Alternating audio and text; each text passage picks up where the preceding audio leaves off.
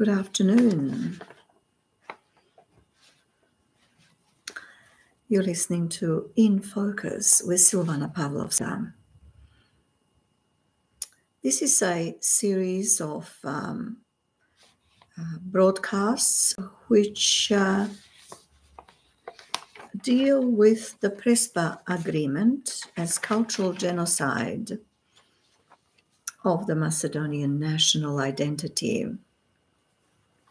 towards the termination of an illegal treaty. A scholarly publication published in 2023 by Professor Dr. Igor Yanev. Today we're going to embark on chapter 4 of this publication. And by the way, we've got permission, written permission from the author of this scholarly piece of work, a significant piece of work. And we thank Professor Dr. Igor for entrusting us to bring this document in the public's domain. Once again, welcome to In Focus with Silvana Pavlovska. Chapter 4. The title of Chapter 4 is Human Rights Violations, PRESPA Agreement and Ethnocide Hidden in its Norms. 4.1. The PRESPA Agreement and administrative and legal limitations that affects second and third generation of human rights.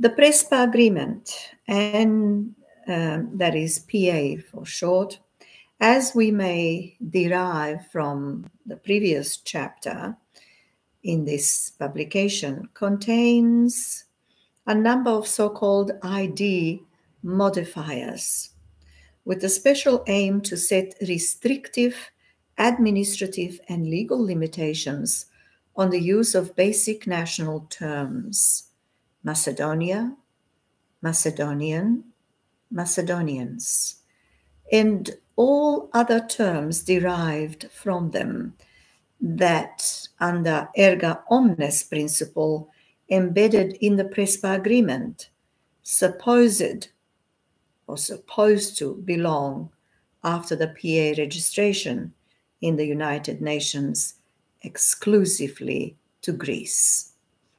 Those restricted terms with new imposed interpretation, in fact, artificially creates brand names is in quotations, for usage exclusively by Greece and are banned to former Macedonian state, with the consent and a signature of the named country, Macedonia, the FYROM, now under PA, North Macedonia. It seems that the PRESPA Agreement was the first treaty in the history of international law where bilateral agreement extends its effects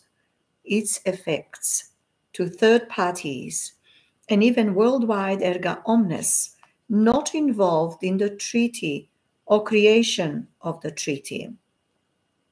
Hence, the PRESPA Agreement changed the United Nations rules so that the terms Macedonia and Macedonians are now even in the UN organization, reserved only to Greeks and the Hellenic state, including related terminology, as an exclusive right. For instance, whenever some subject in the UN needs to address the second party being Macedonia, it must use the prefix North before the term Macedonia, or address always officially Republic of North Macedonia, or at least North Macedonia. Otherwise, the term Macedonia per se or alone represent exclusivity to Greece, or Greek's geographical region, and a Greek term. The same rule, a mandatory prefix before, applies for the term Macedonian or Macedonians as Greeks, only an exclusively reserved name category after the PRESPA Treaty entered into force and registered in the UN in every fora or international organization globally. Even organizations external to the UN system, such as the UEFA, adopted such rule, and even they prescribed extensions relating to the abbreviations and acronyms in accordance with the PRESPA agreement. In the application of the erga omnes bans and restrictions, the government of the Republic of North Macedonia, hereafter RNM, recently introduced in domestic law restrictive bans on the usage of the term Macedonia alone, that is, without the mandatory prefix, including all its national and cultural derivations. With respect to these administrative bans extended even for private organizations and persons, in accordance with the PA, leader of the opposition Christian Mickovski from the VMRO-DPMNE party, in his statement condemned the anti-national measures. Quote, "This is crazy what we are going through as citizens. The only way to make it stop is that we defeat them in elections, which are coming very soon. They continue to commit crimes against the Macedonian people, and the humiliations won't stop, just as their crimes and corruption won't stop. Their fascist moves to erase the Macedonian nation, culture, and the word Macedonia, as well as our statehood, are continuing. We need to stand up against this injustice. We can't let it pass. The Macedonian people must unify and defeat this man," talking about Prime Minister Zed Zaev and his accomplices. Namely, and that's the end of quotation that we were quoting Christian Mickovski, the leader of the VMRO-DPMNE party, which is in opposition currently. Namely, after several private civic associations and or companies revealed that they were denied a registration by the government because they used the word Macedonia in their names. The Minister of Justice Bojan Maricic in the government of Zed Zaev announced that this is the new policy of the ministry, that all organizations which in some way have financial dealings with the government will need to use the imposed name North Macedonia in accordance with the PA, the PRESPA agreement, obligations. The opposition party, VMRO-DPMNE, and its president, Christian Mickovski, announced that this party will hold responsible the Prime Minister Zaev's regime officials who undermine Macedonian national interests. Mr. Mickovski said that this will include Justice Minister B. Maricic, who is now banning private organizations from registering if they use the term Macedonia in their names, and the organizers of the planned popular census. At this point, it should be noted that large number, and particularly the most important private civic associations and companies in the country are financed or supported by the government, and that practically all of them now need to change their name or terminology to satisfy the PA treaty. At the very beginning of the implementation of the general ban on terms Macedonia and Macedonians, the government of the de facto a new state of North Macedonia decided to rename all public institutions, including the Macedonian Academy of Sciences and Arts, MANU, The majority of the public institutions accepted commanding decisions or a decree of the government to rename themselves, omitting national designations, but that was not the case with the Macedonian Academy of Sciences and Arts, MANU. The president of MANU, academic Ljubcho Kotsarev, I beg your pardon, explicitly rejected the decree for change of the name of Manu and stated, and we quote, "We are under the impression that many institutions and citizens are facing an ugly, unpleasant, repulsive, and fearsome environment because they choose to use the name Macedonia and adjectives related to it." End of quote.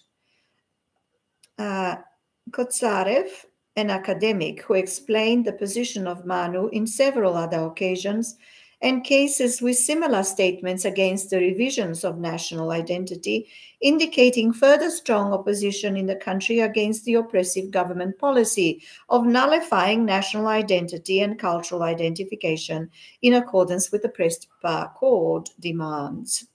Among other arguments, he said, for instance, quote, Article 7 of the PA not only does not guarantee, but in fact erases the Macedonian identity. Namely, this article determines the spatial framework for the use of the term Macedonia and Macedonian, or in other words, in the northern region of the state of Greece. There are no Slavic Macedonians because the term Macedonia in the state of Greece is already reserved not only for the area and the people in the northern region of Greece, but also for their features, including the Hellenic civilization, history, culture, and heritage of that region from antiquity to the present day.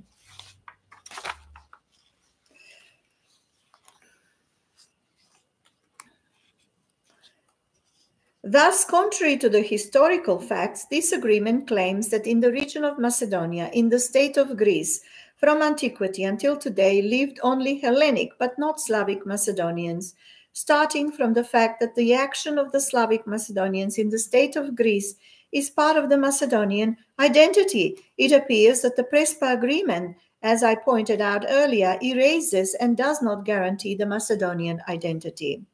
End of quote. From theoretical and practical point of view, emerged logically a question of the name of the people who actually now live in North Macedonia, if they could not anymore declare themselves as Macedonians, as well as the question, quotation, what nation lived before the PRESPA Treaty in this country, end of quote. According to the PRESPA agreement, the citizens are formally defined Macedonians or Macedonian citizens of the Republic of North Macedonia in all ID documents, that is, for practical purposes. However, this vague formulation, combined with the ban on the term Macedonian and Macedonians erga omnes, suggests that nationality was intentionally omitted and restricted for that national community, so that any other state may use or interpret this term according to their policies, with the exception for obeying a rule that regulated the term Macedonian or Macedonians that now belongs only to Greece, i.e. have a new meaning worldwide in the form of a brand name. From the legal point of view, taking into consideration the long practice of national states' tradition to define their nationals in correspondence with their national or state names, one can make conclusions that people who are citizens in the North Macedonia are or were no North Macedonians. That is, not Macedonians after the accepted ban. This conclusion can also be derived from the provisions of the PRESPA agreement, which were the second party, officially admitted that there is no minorities, such as Macedonians of the second party state, i.e. in Greece. And this statement basically transcends relations with two parties in the agreement and could be generalized that in fact newly named states do not have any minorities outside of their own country. Inhabitants of the North Macedonia are nationless, not a national one, and regulatory history in the PA. Unlike other UN members, in accordance with international law, to their minorities in Greece or elsewhere, since such minorities do not exist at all, that's the derivation of the PA. In conclusion, the Macedonian nation in North Macedonia do not and may not exist, and the obligation of the government of that country is that this condition be ensured with administrative policies, necessary regulations and law, and even proper education and cultural policies with respect to the regulated history by the PA. At this point of the implementation and interpretation of the PRESPA agreement, we found strong arguments to support a conclusion that this treaty actually implies or produces a nationless status and the effects cultural genocide, creating artificial regulated nation of non-Macedonians or North Macedonians. Our conclusion regarding the imposed ID is that the new name of the state, Republic of North Macedonia, is merely a new legal denomination, a permanent one, unlike provisional denomination imposed in the UN, that is the FYROM. Namely, there is a link between the state, the constitutional name, and the name of the nation and national culture, or even science based on national subjects, such as national history or language. A common container or natural common denominator is the original name of the nation, and hence this inherent name represents a link between the state's name and the name of the people, the nation, and its national culture. Provisions in the PRESPA agreement establishing common commission between two parties to a treaty with the task to regulate and create rules for mandatory history implementation were clear example of silent censorship introduction with international or rather external intervention in the areas of science and culture, including direct intervention in the media rights, even private ones. The Macedonian government, accepting the PRESPA agreement, actually agreed under foreign pressure that their nationality do not exist, and officially sent additional diplomatic documents to Greece and the UN to clarify that irrational position. This point has been further elaborated on the web page of the Greek Ministry of Foreign Affairs from 2019, where we found the following statement, quotation, "The agreement defines only the citizenship of the neighbor's citizens, which is the legal bond between the citizen and the state. Moreover, FYROM formally confirmed Greece through the 16 of the 1st 2019 Memorandum of Understanding, which is legally binding on FYROM, that the use of the term nationality in the English version of the PRESPA agreement refers only to citizenship." The answer to the question, do we recognize the Macedonian nation or Macedonian language in the PRESPA agreement, reads, quotation, "The agreement does not recognize Macedonian people or Macedonian nation. Same policy for self-non-recognition officially North Macedonian government is trying to impose in internal public order and their policies. It is our understanding that this imposition of denial of national identity is in violation of basic human rights to possess or have a nationality and to self-determination of that national identity and the right to national identity. Furthermore, the PRESPA agreement with specific restrictive interpretation denies that Macedonian nation existed even before the conclusion of PA so that all sources before the PA 2018 need to interpret these people as North Macedonian, contrary to the common recent historical facts known from the period of Yugoslavia and before, where in all documents they were referred to as Macedonians. This new ID, redefinitions for Macedonians nowadays, were already accepted in many fora and media worldwide. And for instance, English Wikipedia speaks now about North Macedonia in the period of former Yugoslavia, which is a blatant nonsense and a lie. As mentioned above, long before establishing the state of Macedonia as a national group possesses, and preserves their national identity as Macedonian people.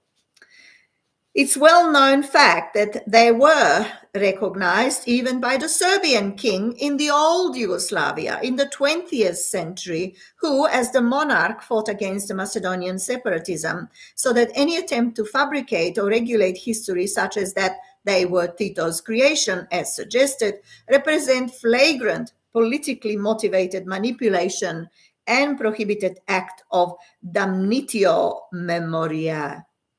The whole idea that an international treaty could retroactively regulate past facts and history as per se, apparently logically unsound and legally wrongful. In our examination of human rights violations contained in the PRESPA agreement, we found particularly useful the United Nations Declaration on the Rights of Indigenous Peoples, adopted by the UN General Assembly on the 13th of September 2007.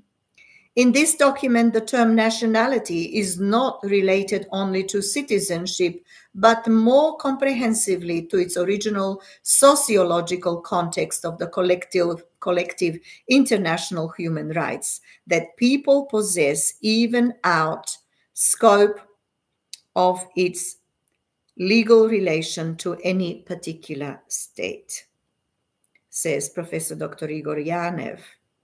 In the preamble of this document, it states, quotation, bearing in mind that nothing in this declaration may be used to deny any peoples their right of self-determination, exercised in conformity with international law, convinced that the recognition of the rights of indigenous peoples in this declaration will enhance harmonious and cooperative relations between the state and the indigenous peoples, based on the principles of justice, democracy, respect for human rights, non-discrimination, and good faith.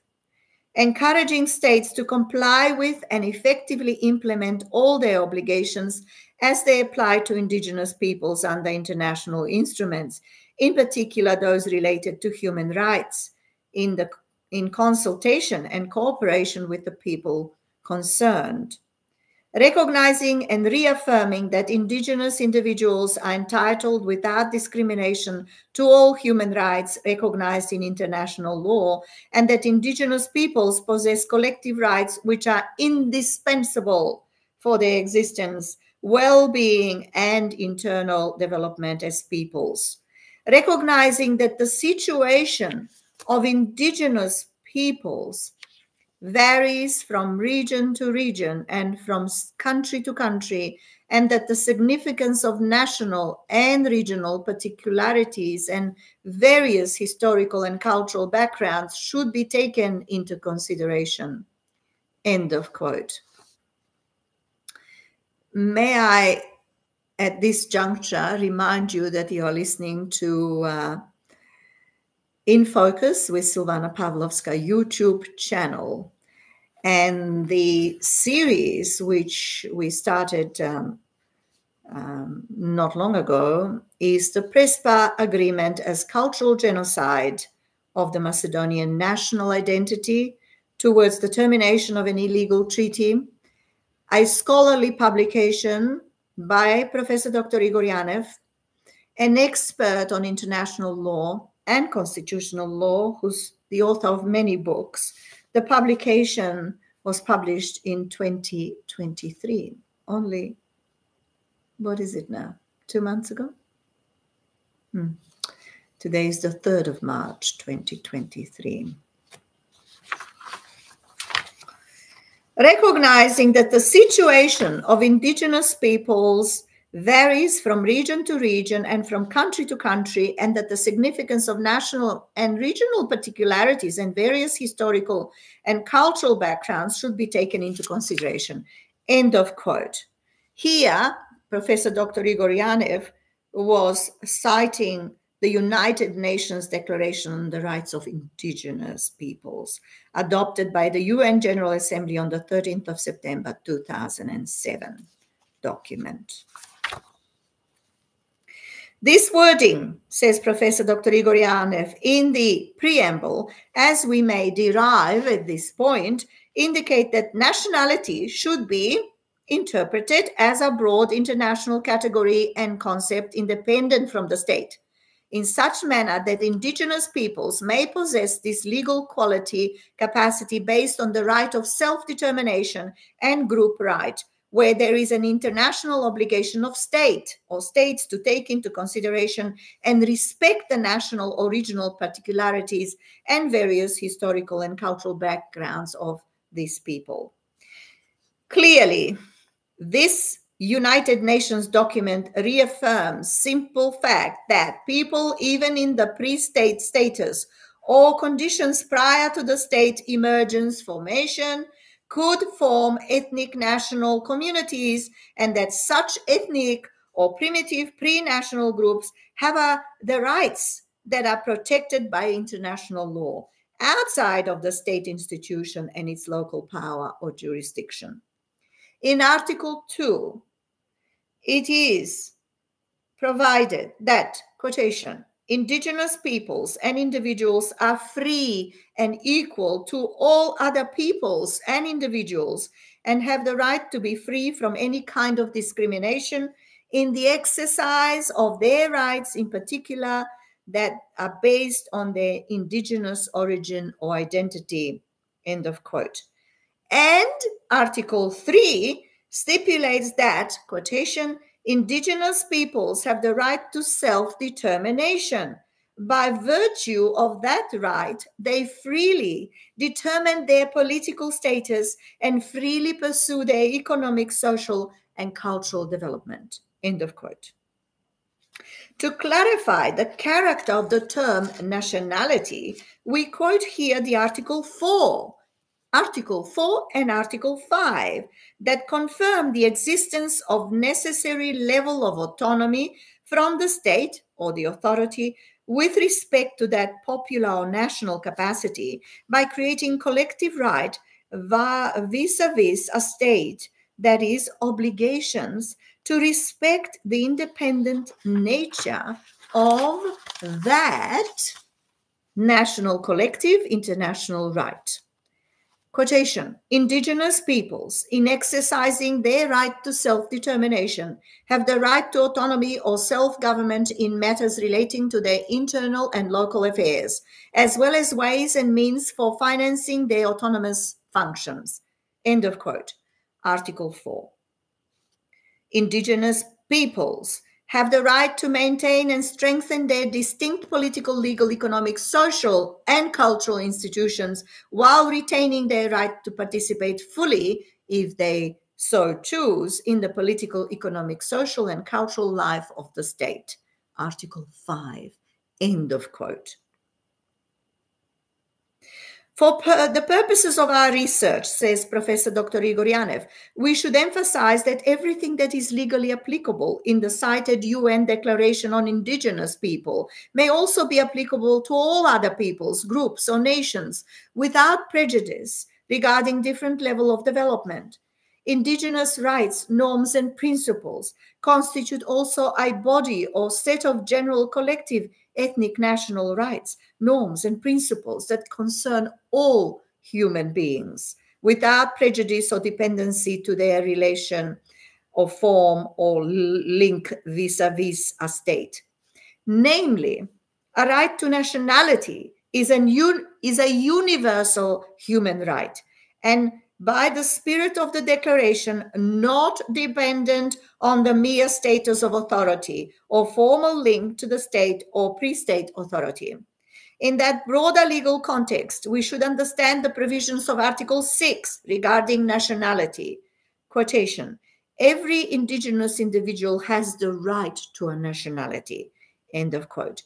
This provision is related apparently to the citizenship that needs to be provided by the state as primary objective of this norm.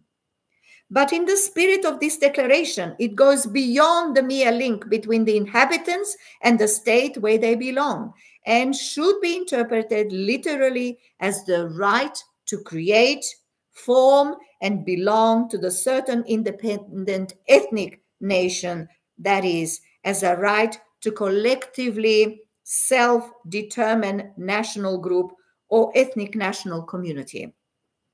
The main purpose of this declaration was, in fact, to prohibit ethnocide or cultural genocide by fostering the right to nationality and national or ethnic culture and identity, including protection of cultural, ethnic, and national rights.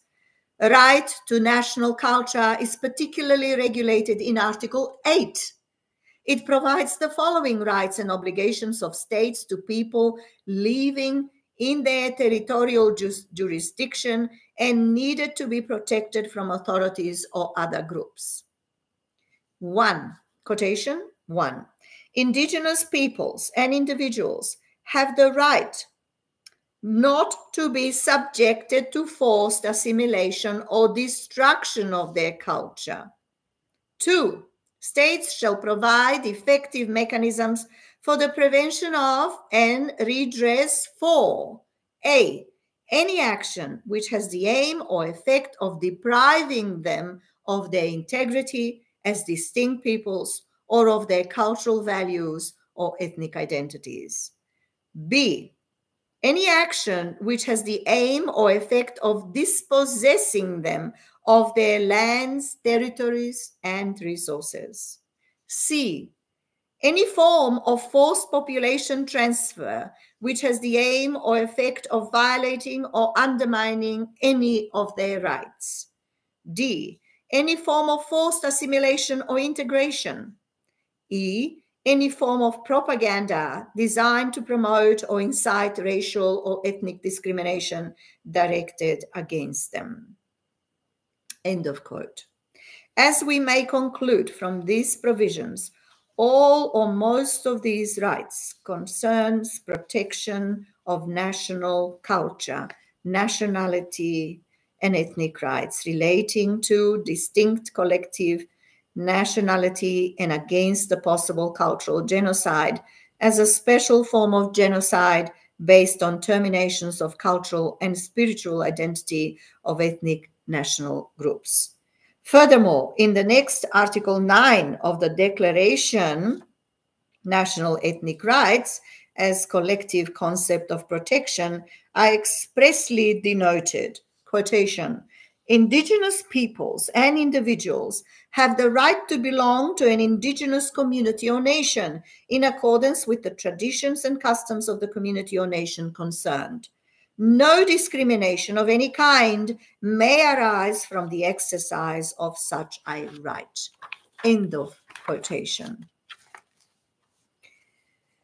We note that indigenous people may form a nation, and all rights related to them, including self-determination and identity, could be summarized as the right to nationality and parallel obligation of a state, not to impede or restrict that collective basic right. Here, indigenous community may essentially be described as a nation or indigenous peoples that form a nation, and that community is subject of protection and rights or freedoms with autonomy in accordance with the traditions of a nation. For a state or international community, there is no obligation to respect cultural autonomy and ethnic or national identity of a national group by avoiding interference and restrictions of any kind with respect to that identity and autonomy. For the protection against ethnocide or cultural genocide, this declaration contains a comprehensive list of states' obligations and related responsibilities. In Article 11, it is provided that, quotation, 1. Indigenous peoples have the right to practice and revitalize their cultural traditions and customs. This includes the right to maintain, protect, and develop the past, present, and future manifestations of their cultures, such as archaeological and historical sites, artifacts, designs, ceremonies, technologies, and visual and performing arts and literature. 2. States shall provide redress through effective mechanisms, which may include restitution developed in conjunction with indigenous peoples with respect to their cultural, intellectual, religious, and spiritual property taken without their free, prior, and informed consent or in violation of their laws, traditions, and customs. End of quote. Among other rights or duties relevant for our research, says Professor Igoryanev, we found particularly interested media-related rights, since the PRESPA agreement regulates those rights too in Macedonia in an apparently illegal way. In Article 16 of the declaration, it is stated, for instance, quotation, 1, indigenous peoples have the right to establish their own media in their own languages and to have access to all forms of non-indigenous media without discrimination. 2, states shall take effective measures to ensure that state-owned media duly reflect indigenous cultural diversity.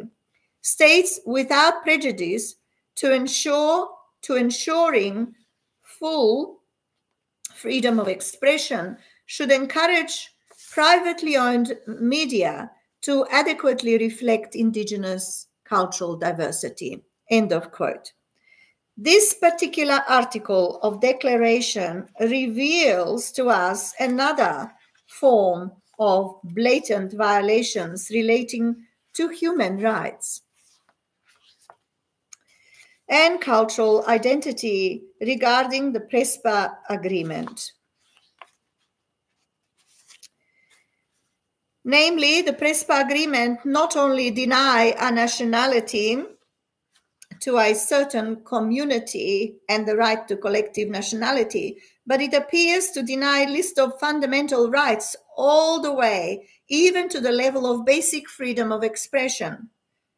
Freedom, right of opinion, and of free thought as the worldwide recognized basic human rights of jus cogens character.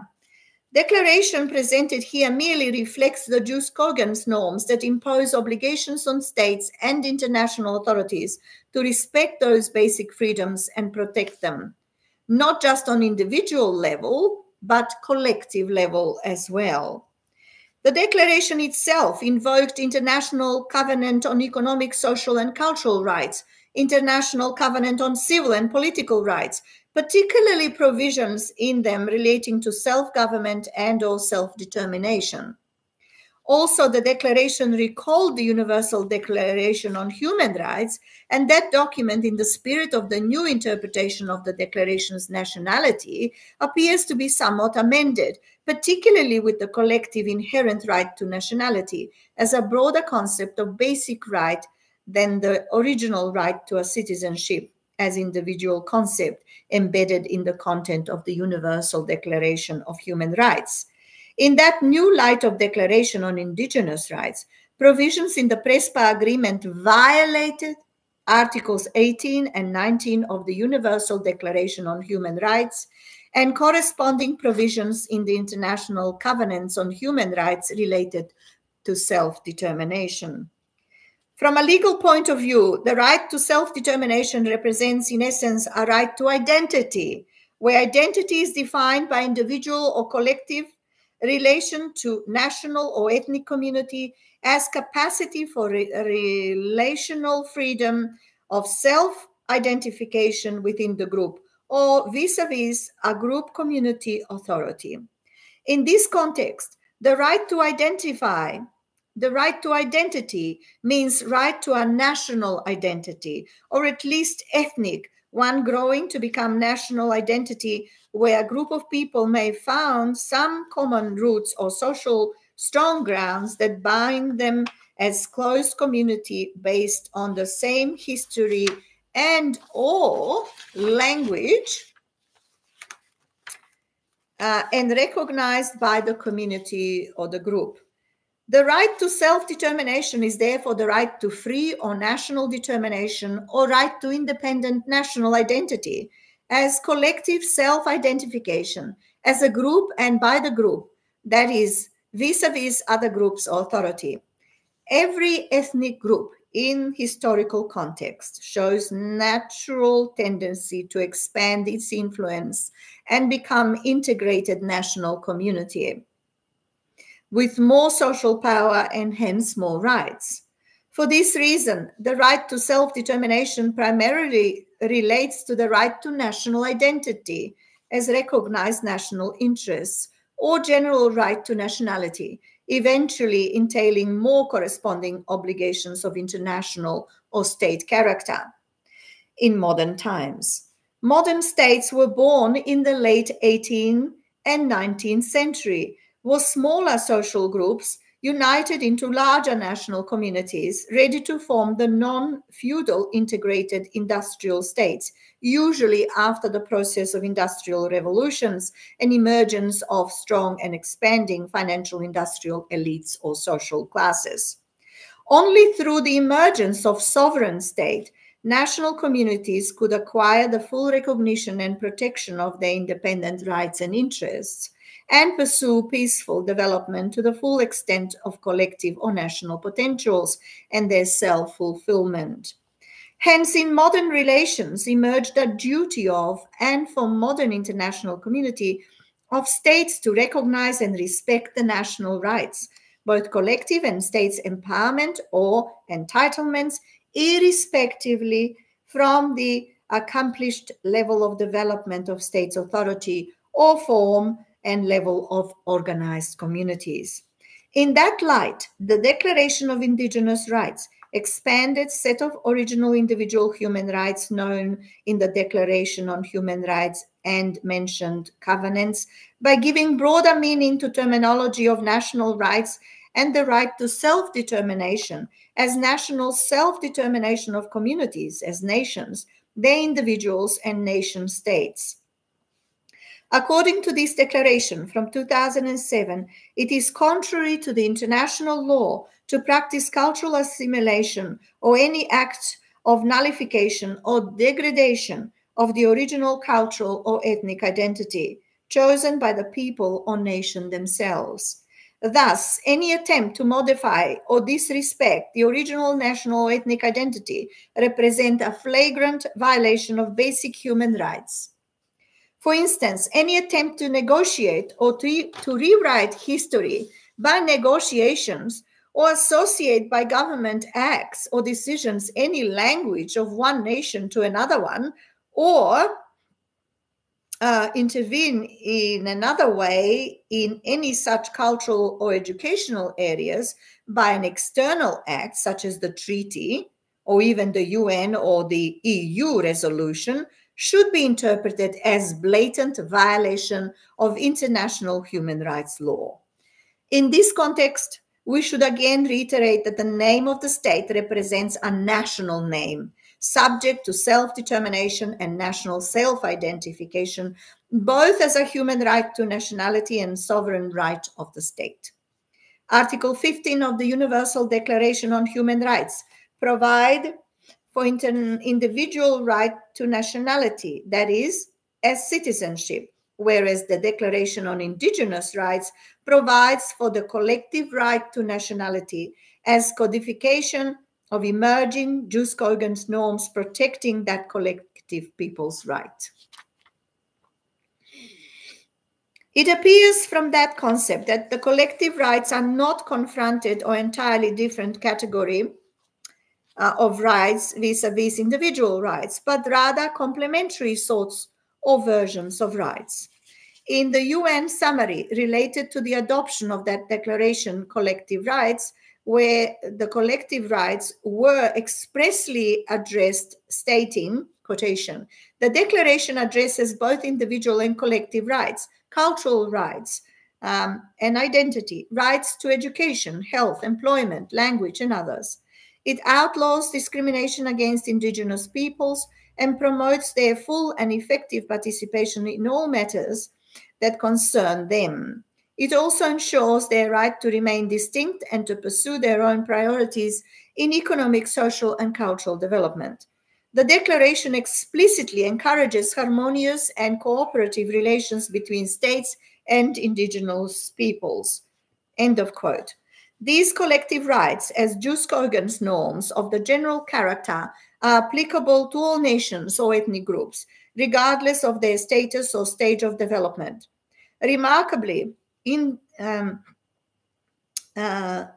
discussed new concept of law above, says Professor Dr. Igoryanev, the individual rights seems to represent a component part of the collective rights, and it appears that in many cases, collective rights violations may be condemned or prosecuted as violations of individual rights.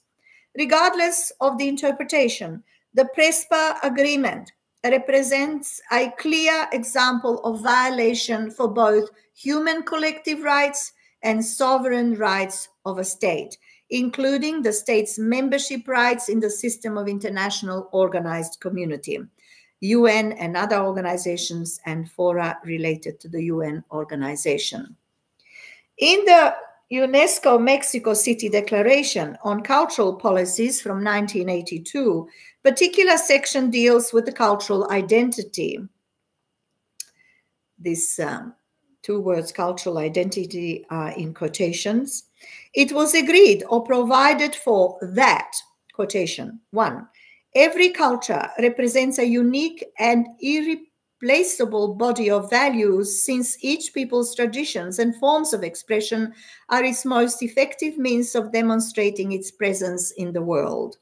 2, the assertion of cultural identity therefore contributes to the liberation of peoples. Conversely, any form of domination constitutes a denial or an impairment of that identity. 3, cultural identity is a treasure that vitalizes mankind's possibilities of self-fulfillment by moving every people and every group to seek nurture and nurture in its past, to welcome contributions from outside that are compatible with its own characteristics, and so to continue the process of its own creation. 4, all cultures form part of the common heritage of mankind. The cultural identity of a people is renewed and enriched through contact with the traditions and values of others. Culture is dialogue, the exchange of ideas and experience, and the appreciations of other values and traditions. It withers and dies in isolation.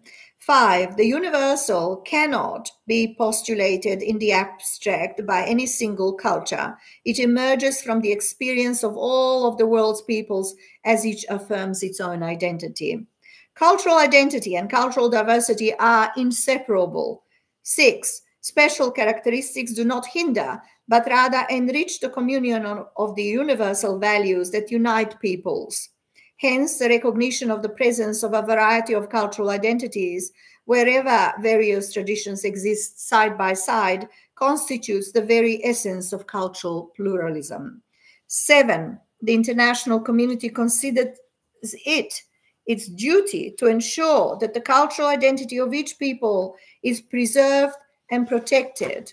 8, all of these points to the need for cultural policies that will protect, stimulate, and enrich each people's identity and cultural heritage, and establish absolute respect for and appreciation of cultural minorities and the other cultures of the world. The neglect or destruction of the culture of any group is a loss to mankind as a whole.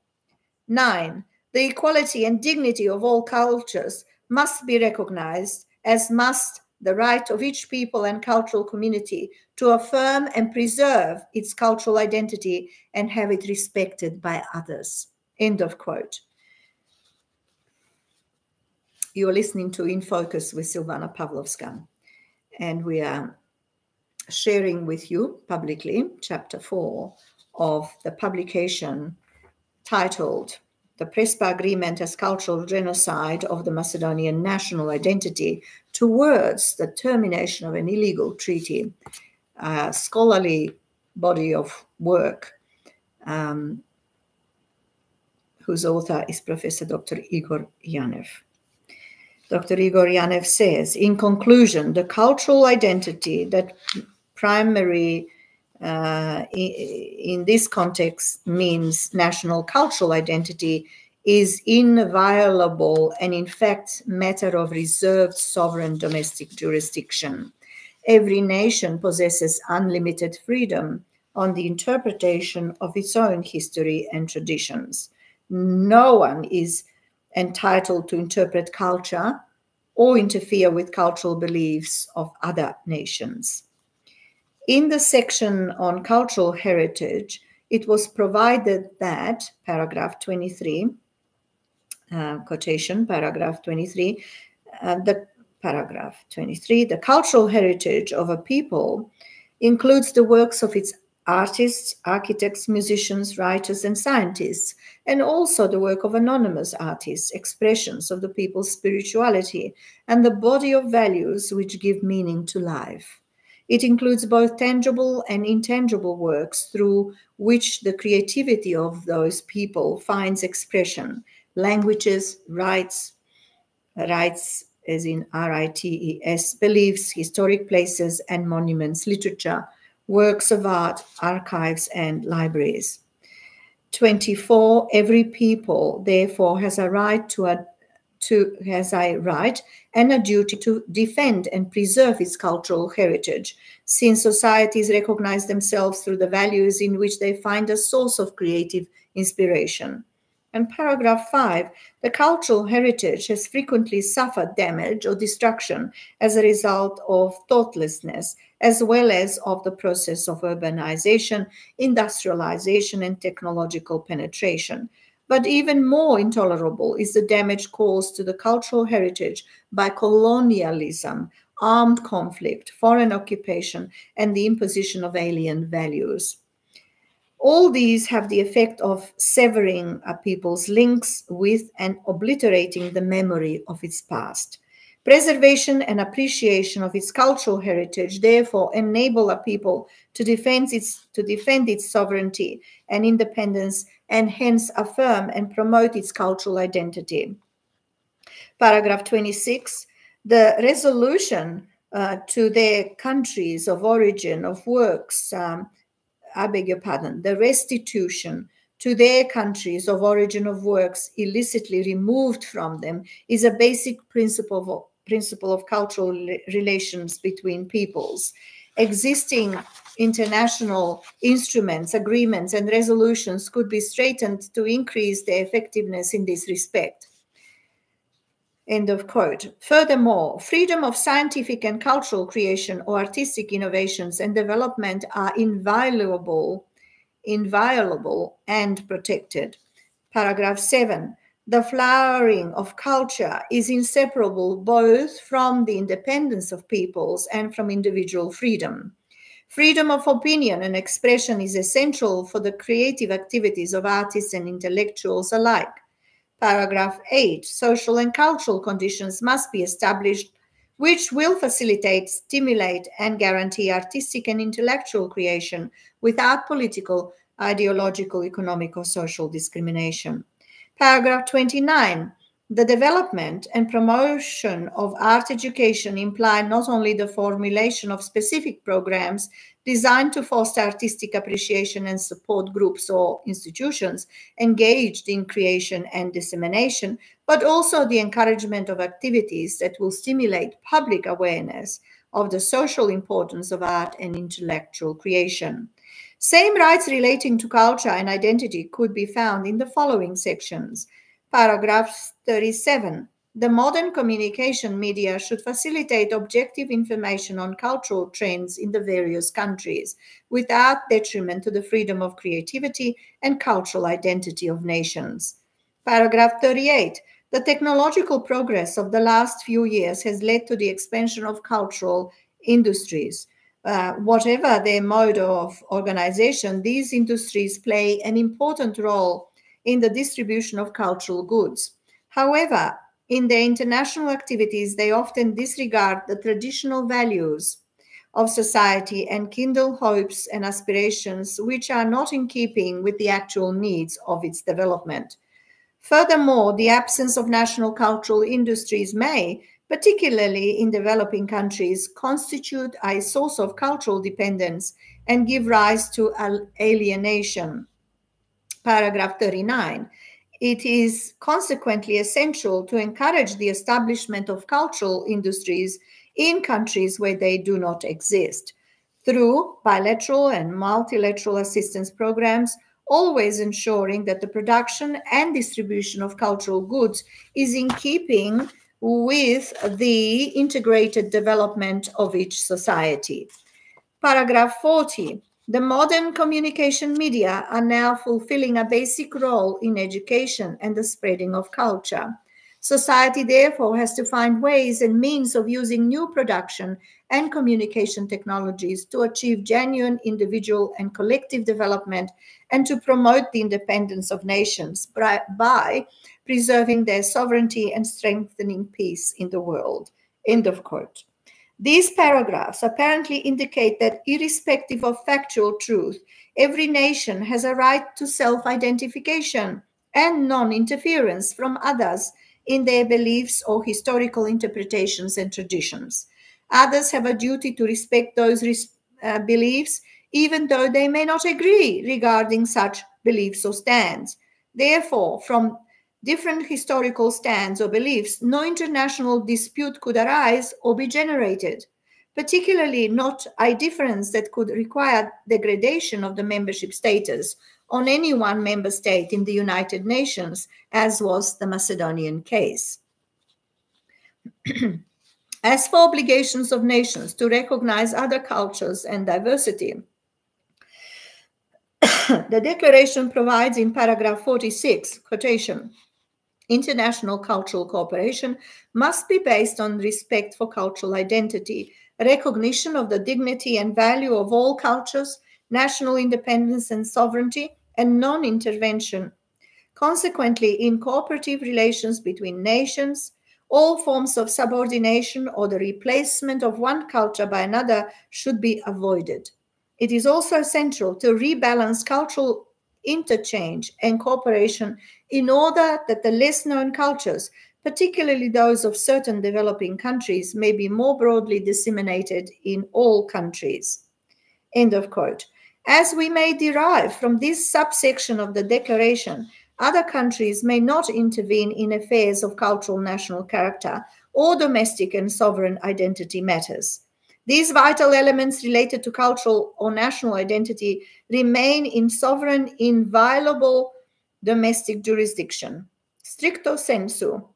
These identity elements, including national culture, history, language, and so on, may only be recognized by others, including diversities in beliefs, and as inalienable or sovereign matters not in any manner subjected to negotiations or external redefinition or imposition or interference. In the case of the PRESPA agreement, domestic performance, domestic performance, where the Macedonian Prime Minister introduced its restrictive implementation, the former minister and member of parliament, Dr. R. Mizrahi from the major opposition party, VMRO DPMNE, reacted with a call for resignation of the prime minister or his impeachment under accusation of human rights violations. For instance, she said that the Prime Minister Zaev had no mandate to erase history and write it as he possesses, end of quote.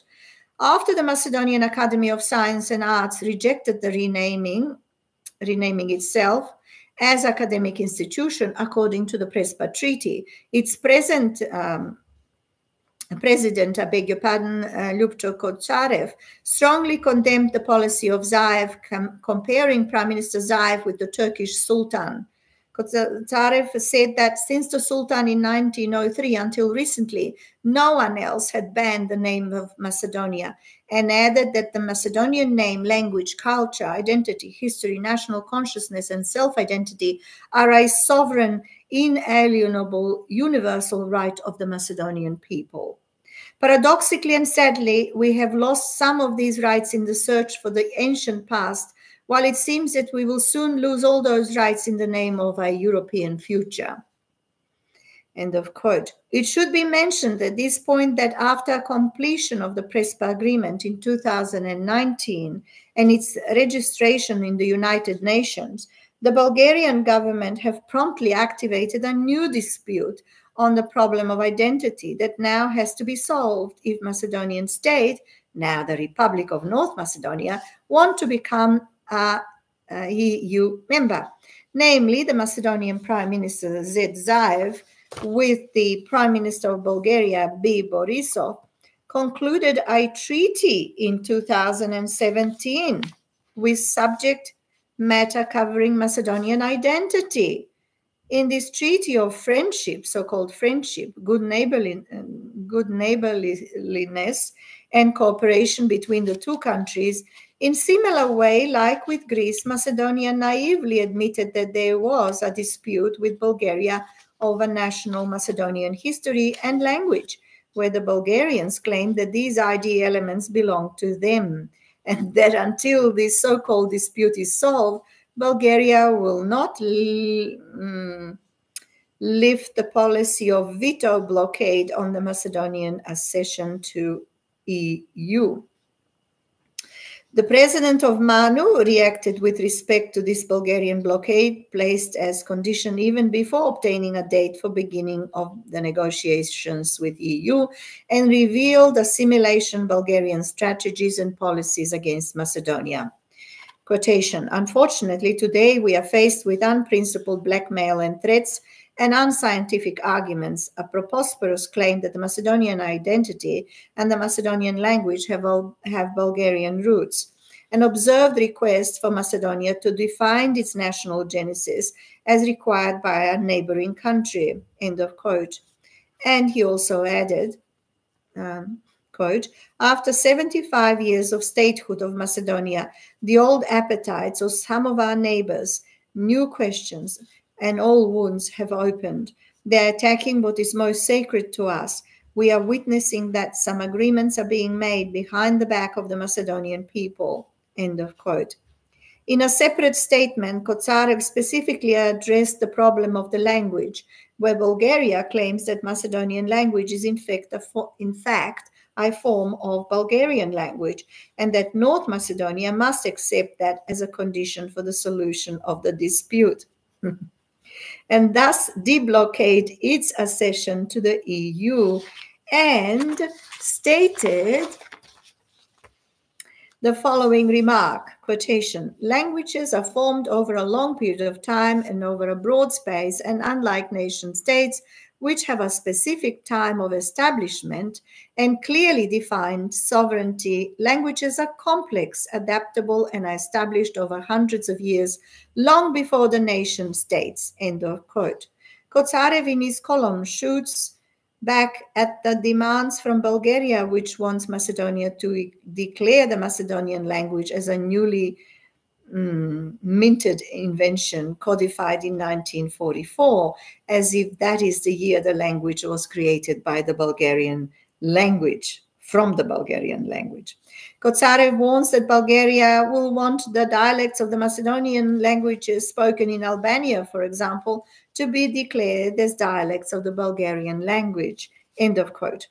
From a political point of view, it needs to be observed that the Macedonian opposition party, VMRO-DPMNE, would not be aware of ethnocide or elements of cultural genocide related to the PRESPA agreement, if there were no new political conditions or similar type as Greek ones coming from Bulgaria.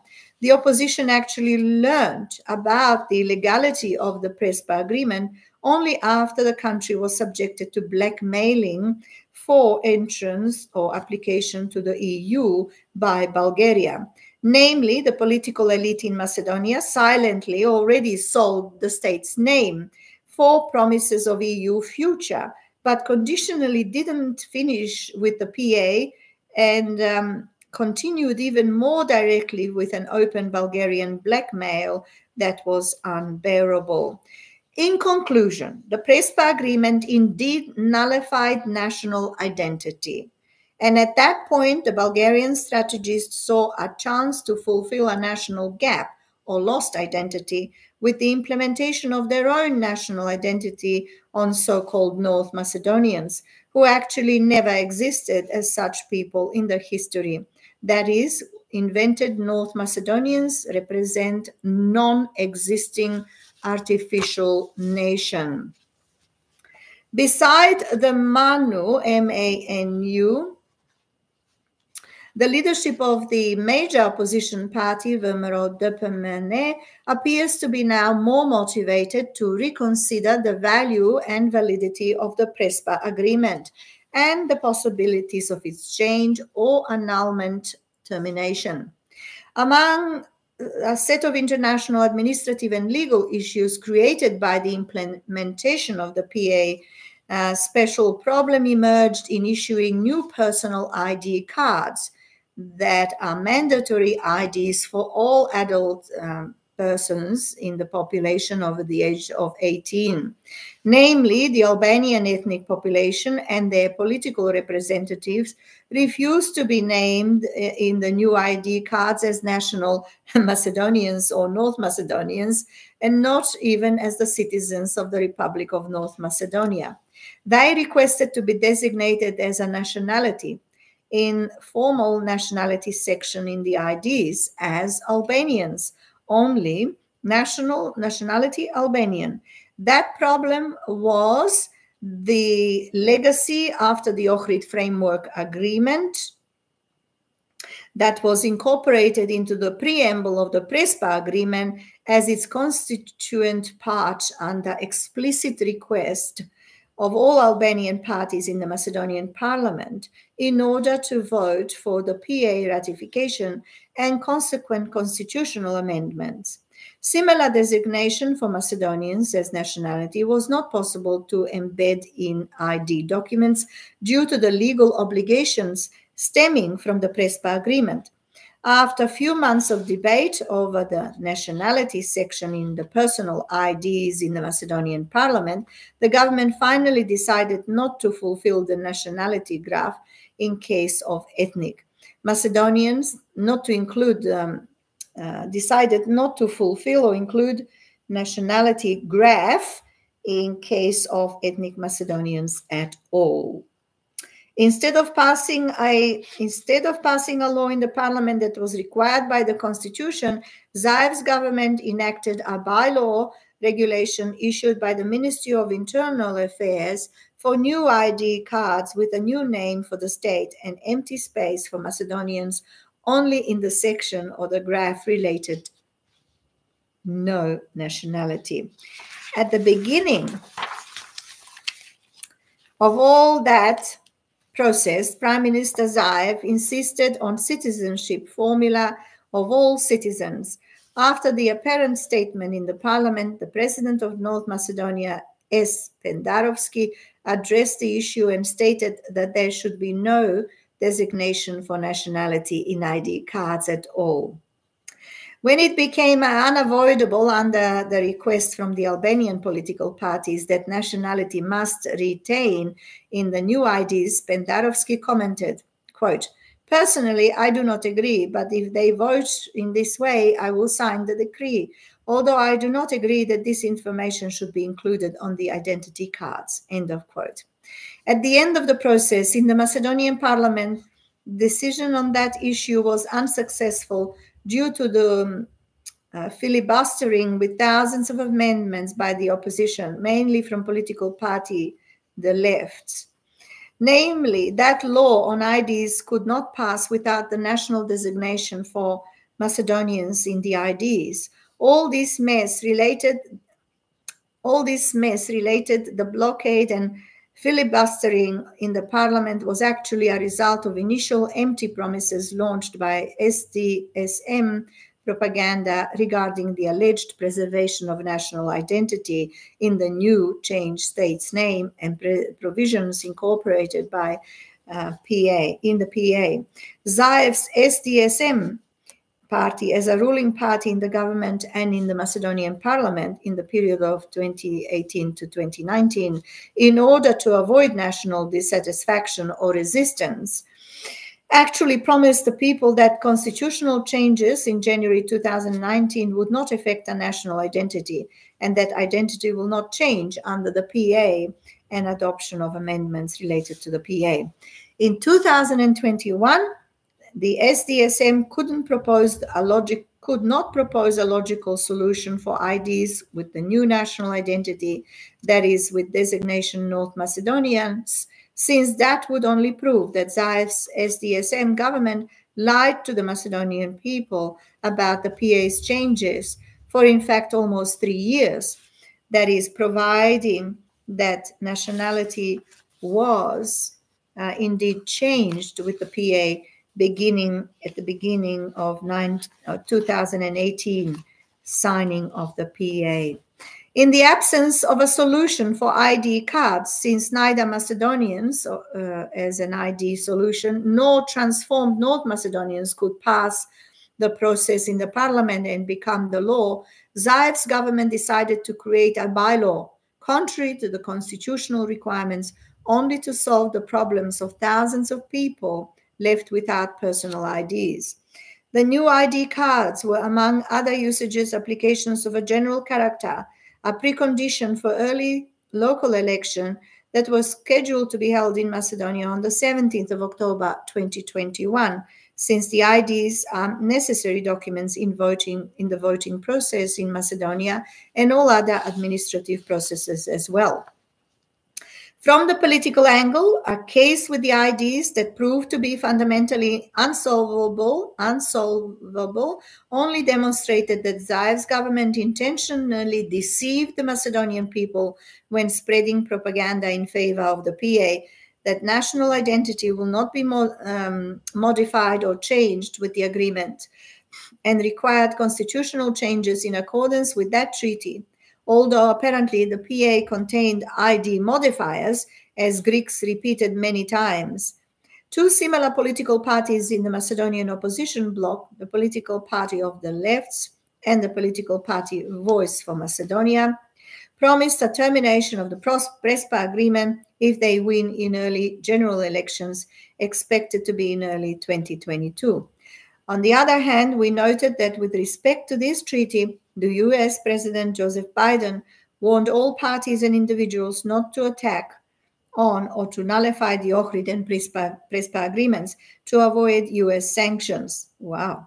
Among national academic institutions, the MANU was most interested for not changing its name, since after the required modification, the abbreviated name of that institution would possibly be ANUSM for most members of the academic community, and MANU, a rude, vulgar, repulsive, and dishonorable denomination.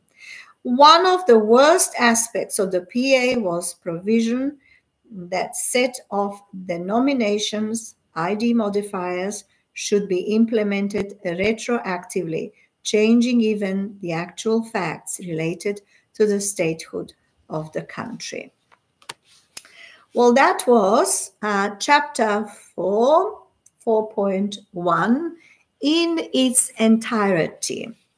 Pretty long chapter. It's now 13 minutes past. That is 1 hour and 13 minutes duration. It's been certainly a long rendition of this document. We will continue chapter 4.2 in the next broadcast, which will be done separately very soon, of course. Just to remind everyone, you've been listening to In Focus with Silvana Pavlovska, and the body of work, the scholarly body of work by Professor Dr. Igor Yanev, titled The PRESPA Agreement as Cultural Genocide of the Macedonian National Identity Towards the Termination of an Illegal Treaty. I am certainly hopeful that you've been able to follow the contents of chapter 4.1, because it has been quite detailed and giving all the important aspects as they relate to the United Nations, the Universal Declaration on Human Rights and conventions, and many other documents which are actually significant. In this case, the case of the PRESPA agreement between Macedonia and the Hellenic state. So thank you indeed for your patience, for your attention. Feel free to make any comments or ask questions, and we shall endeavor to have them responded to. Thank you very much indeed. I'll see you soon.